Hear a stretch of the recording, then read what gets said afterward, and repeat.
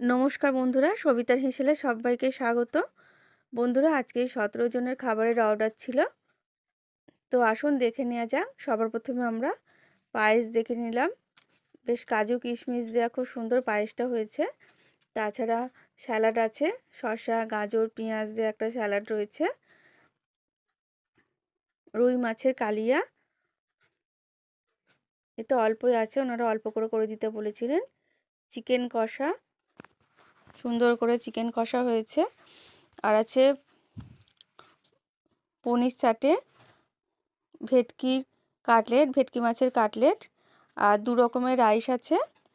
একটার মধ্যে হচ্ছে মিক্সড রাইস, এটা তার মধ্যে হচ্ছে চিকেন, চিংড়ি মাছ, ডিম আর সমস্ত সবজি দিয়ে রাইস, আর একটা এমনি শুধু সবজি রাইস, দু রকমের রাইস গেছে।